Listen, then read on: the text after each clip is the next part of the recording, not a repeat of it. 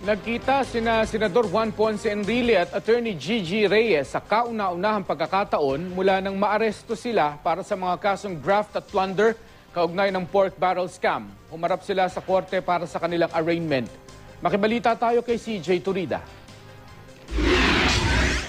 Nagharap-harap sa korte si Senador Juan Ponce Enrile, kanyang dating Chief of Staff na si Attorney Gigi Reyes at ang itinuturong utak ng pork barrel scam na si Janet Lim Napoles. Ito ay para sa pagbabasa ng sagdan sa kanilang kasong graft. May kaso ng plunder ang tatlo. Parehong naghain ng not guilty plea sina Enrile at Napoles. Nanindigan ng senador na wala sang ginawang krimen.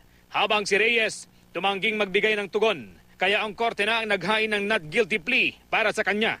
Sa PNP General Hospital nakadetain si Enrile. Nakapit naman sa Camp Bagong Diwa sina Napoles at Reyes. Pinayagan ng korte ang pagdadala kay Reyes sa ospital para masuri.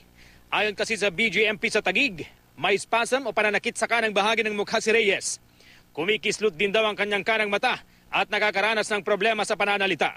Hinihinalang dahil ito sa tumor o pressure sa ugat sa kanyang mukha na posibleng naging bunga ng pagkakauntog ng kanyang ulo nang makaranas siya ng anxiety attack sa loob ng kulungan noong Agosto.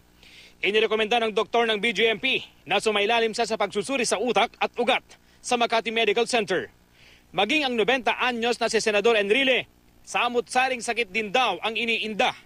Ayon sa mga sumuring doktor mula sa Philippine General Hospital at PNP General Hospital, kailangang manatili sa ospital ni Enrile at hindi dapat ilipat sa isang regular na piitan. Mataas at pabago-bago raw kasi ang presyon ni Enrile, bukod pa sa mabilis ang tibok ng kanyang puso. Hinihika rin daw ang senador at may paninigas ng ugat sa puso.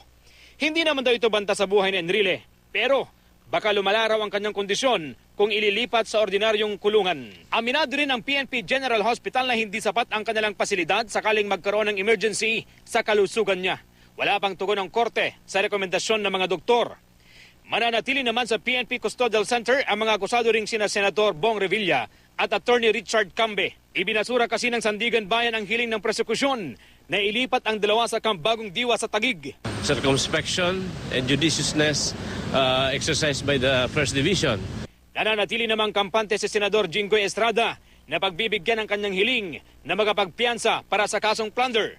Ayon sa kanya, halos walang kinalaman sa kaso ang sinasabi ng mga witness na inihaharap ng prosekusyon. Sagot dito ng DOJ, ihaharap pa sa pagdinig ang mga whistleblower kaya hindi raw dapat magpakampante ang senador. CJ Torida, Nagbabalita, Pilipinas.